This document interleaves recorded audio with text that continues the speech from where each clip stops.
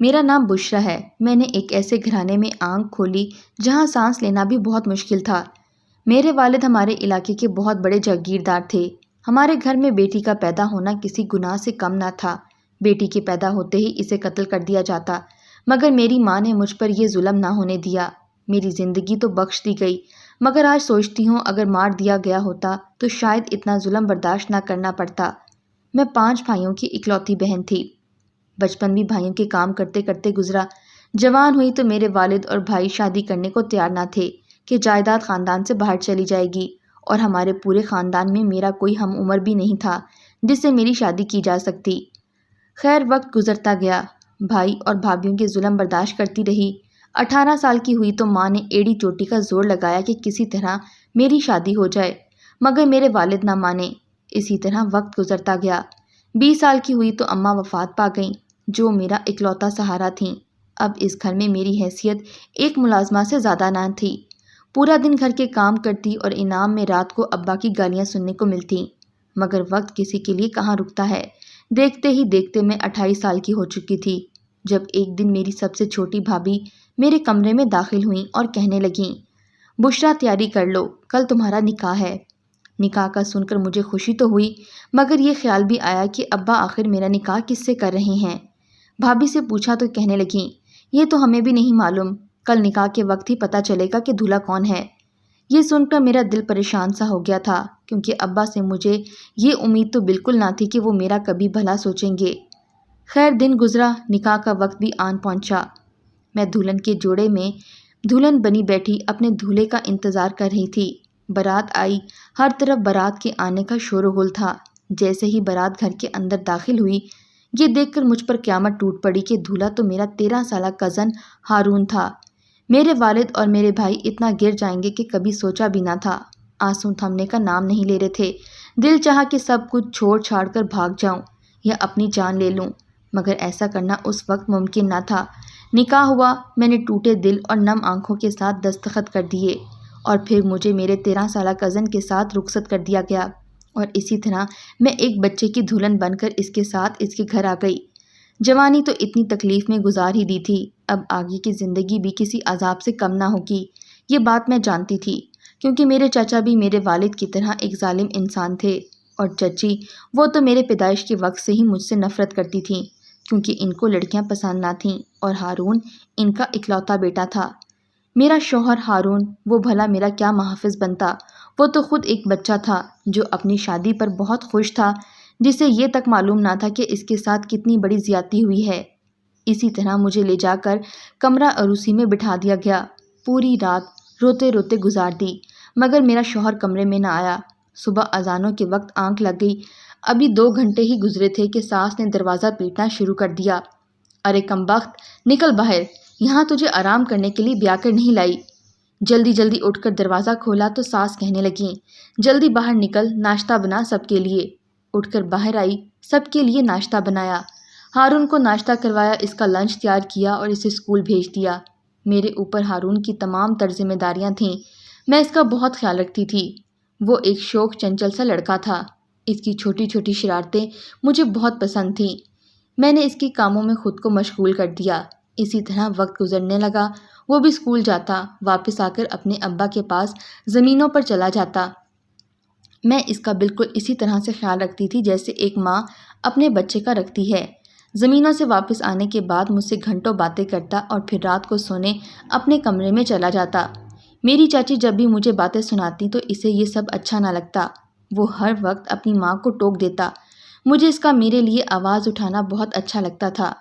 زرینہ ہمارے گھر کی نوکرانی تھی، اس گھر میں میری وہ واحد سہیلی تھی، وہ میرا ہر کام کرتی، اس کو میری اس حالت پر بہت افسوس ہوتا تھا۔ اس کی ایک بیٹی بھی تھی جس کا نام آصفہ تھا، وہ 10 سال کی ایک خوبصورت بچی تھی، لمبے بال، نشیلی آنکھیں، خوبصورت چہرہ۔ آصفہ ہر وقت میرے ساتھ ہی موجود رہتی تھی، رات کو بھی وہ میرے ساتھ ہی سوتی۔ دیکھتے دیکھتے 7 سال گزر گئے۔ اب ہارون 20 سال کا اور میں 35 سال کی ہو چکی تھی۔ عمر بڑھنے کے ساتھ ساتھ ہارون کی باتیں سمجھ آنے لگی تھیں۔ اس دوران اس نے گریجویشن کر لی، اب وہ تمام تر وقت اپنے ابا کے ساتھ زمینوں پر ہوتا۔ شاید اسے اپنی اتنی بڑی بیوی سے گھن آتی تھی، تبھی وہ مجھ سے اب دور دور رہنے لگا تھا۔ بہت کم مجھ سے بات کرتا۔ اب میرے لیے سب برداشت کرنا بہت مشکل تھا۔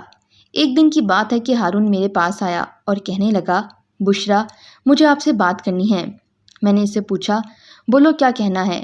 تو وہ کہنے لگا، بشرا، آپ میری بیوی ہیں، میں یہ بات جانتا ہوں اور سمجھتا ہوں، مگر یہ رشتہ میں نہیں نبھا سکتا، میں کسی اور سے محبت کرتا ہوں۔ کسی اور سے محبت؟ یہ بات سن کر تو جیسے میری جان ہی نکل گئی۔ مجھ میں اتنی ہمت نہ تھی کہ میں اس سے کچھ کہہ سکوں۔ وہ یہ سب کہتا وہاں سے اٹھ کر چلا گیا۔ میں اس سے پوچھنا چاہتی تھی کہ آخر اس نے میرے ساتھ ایسا کیوں کیا، مگر میں پوچھ نہ سکی۔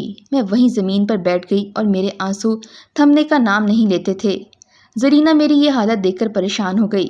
اس نے چچی کو آواز لگائی، مگر اس گھر میں میری کسی کو پرواہ کہاں تھی۔ میں نے خود کو سنبھالا اور نماز پڑھی، اللہ سے دعا کی، یا اللہ میری مشکلات کم فرما۔ نماز پڑھ کر میں کچن کی طرف جانے لگی۔ دروازے پر پہنچی ہی تھی کہ مجھے ہارون اور آصفہ کی آواز آنے لگی۔ وہ آصفہ سے کہہ رہا تھا کہ تم پریشان مت ہو، میں نے بشرا سے بات کر لی ہے، میں ابا اور اماں سے بھی بات کر لوں گا، تم میری محبت ہو، میں تمہیں نہیں چھوڑ سکتا۔ آج یہ حقیقت بھی مجھ پر آشکار ہو چکی تھی۔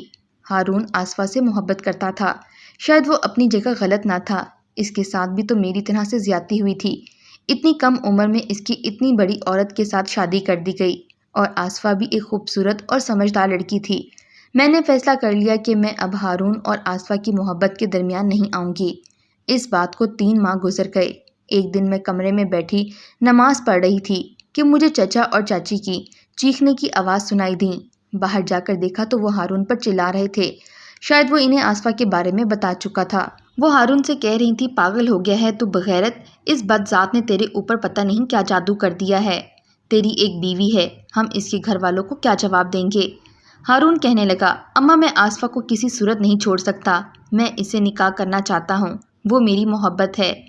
مگر چچا اور چاچی نے ہارون کی ایک نہ سنی اور ہارون غصے میں گھر سے باہر نکل گیا۔ چچا اور چاچی یہ بات جانتے تھے کہ ہارون کسی صورت ان کی بات نہیں مانے گا، آخر وہ انہی کا بیٹا تھا، انہی کی طرح ضدی۔ وہ جانتے تھے کہ وہ اپنی محبت کبھی نہیں چھوڑے گا۔ چچی نے زرینہ کو بلایا اور کہنے لگیں، زرینہ، اچھا ہوگا کہ تم اپنی بیٹی کو لے کر یہاں سے دفع ہو جاؤ، تمہاری بغیرت بیٹی کی وجہ سے میرا بیٹا بغاوت پر اتر آیا ہے۔ زرینہ یہ بات جانتی تھی کہ اب اس گھر میں اس کی بیٹی کی جان کو خطرہ ہے، اور وہ یہاں سے جانا چاہتی تھی، مگر آصفہ اس کے ساتھ جانے کو تیار نہ ہوئی۔ اسی طرح 2 ہفتے گزرے اور ہمارے خاندان میں میرے کزن کی شادی آ گئی۔ چچی نے چال چلی اور مجھے اور ہارون کو زبردستی شادی پر بھیج دیا۔ اس دن چچی نے گھر کے سارے ملازموں کو کام سے چھٹی دے دی، زرینہ کو سبزی لینے بازار بھیج دیا۔ اس دوران گھر میں چچی کے ساتھ آصفہ اور 2 نوکر اور موجود تھے۔ آصفہ اس وقت کچن میں کام کر رہی تھی۔ چچی نے موقع دیکھا اور ان دونوں نوکروں کے ساتھ مل کر آصفہ کے ہاتھ پاؤں باندھ دیے اور اس پر پیٹرول چھڑک کر اس کو آگ لگا دی۔ وہ آگ سے بالکل جھلس چکی تھی۔ چچی کو اندازہ تھا کہ اب یہ مر جائے گی، مگر آصفہ نے ہمت نہ ہاری۔ جب اس کی ماں زرینہ گھر آئی اور اس نے اپنی بیٹی کی ایسی حالت دیکھی تو وہ تڑپ اٹھی۔ تب چچی نے زرینہ سے کہا، میں نے تمہیں کہا تھا نا کہ اپنی بیٹی کو لے کر یہاں سے دفع ہو جاؤ، تم نے میری ایک نہ سنی، اب اس کا انجام تم خود بھگتو۔ زرینہ نے اپنی بیٹی کو اٹھایا اور بے یار و مددگار اسے لے کر اپنے گاؤں چلی گئی۔ اس کا گاؤں ہمارے علاقے سے 5 گھنٹے کے فاصلے پر تھا۔ شام ہوئی، میں اور ہارون گھر لوٹے۔ ہارون آصفہ کو گھر میں نہ پا کر بے چین ہو گیا اور اپنی ماں سے پوچھنے لگا، اماں آصفہ کہاں ہے؟ چاچی بولی، اس کی ماں اس کو لے کر یہاں سے چلی گئی ہیں، مجھے نہیں معلوم کہ وہ کہاں گئی ہے۔ یہ سن کر ہارون تڑپ اٹھا، وہ بہت رویا، چیخا، چلایا، مگر کسی نے اس کی ایک نہ سنی۔ مجھ سے ہارون کی ایسی حالت دیکھی نہ جاتی تھی۔ میں اس کے پاس گئی اور اسے کہنے لگی، تم پریشان مت ہو، اللہ تعالیٰ سب بہتر کرے گا۔ رات گزری، صبح ہوئی تو ہارون نے اس کی تلاش شروع کر دی۔ اس نے اسے بہت ڈھونڈا، تمام ملازموں سے پوچھا، ہر جگہ اسے تلاش کیا، مگر وہ اسے کہیں نہیں ملی۔ اسی طرح اسے ڈھونڈتے ڈھونڈتے پورا مہینہ گزر گیا۔ تب اسے معلوم ہوا کہ وہ اپنی ماں کے ساتھ اپنے گاؤں گئی ہے۔ اس دن ہارون سب کچھ چھوڑ چھاڑ کر اس کے گاؤں حافظہ آباد چلا گیا۔ چچی نے اسے بہت روکا مگر اس نے کسی کی ایک نہ سنی۔ گاؤں پہنچا تو دیکھا کہ آصفہ کی حالت بہت خراب تھی۔ یہ دیکھ کر اس کا دل تڑپ اٹھا تھا، اس کی ماں اتنی ظالم ہو سکتی ہے، اس نے یہ کبھی سوچا بھی نہیں تھا۔ خیر وہیں آصفہ کے ساتھ اسی وقت اس کا نکاح ہو گیا اور اسے لے کر اس کے علاج کے لیے لاہور چلا گیا۔ جب میرے گھر والوں کو یہ بات معلوم ہوئی تو بہت اختلافات ہوئے۔ میرے بھائی ہارون کو مار دینا چاہتے تھے، مگر اس دن کے بعد ہارون کبھی بھی گھر واپس نہیں لوٹا۔ آج اس واقعے کو پورے 20 سال گزر چکے ہیں۔ سنا ہے ہارون کے آج 3 بچے ہیں اور وہ اپنی بیوی کے ساتھ بہت خوش ہے، اور میں آج بھی بے یارو مددگار لاوارثوں کی طرح اس کے در پر بیٹھی ہوں اور اپنی موت کا انتظار کر رہی ہوں۔ اس میں قصور کس کا تھا؟ ہارون کا، جسے معلوم تک نہ تھا کہ اتنی چھوٹی عمر میں اس پر کتنا بڑا ظلم ڈھایا گیا تھا، اور جب وہ جوان ہوا تو اسے پورا حق تھا اپنی پسند کے ساتھ نکاح کرنے کا؟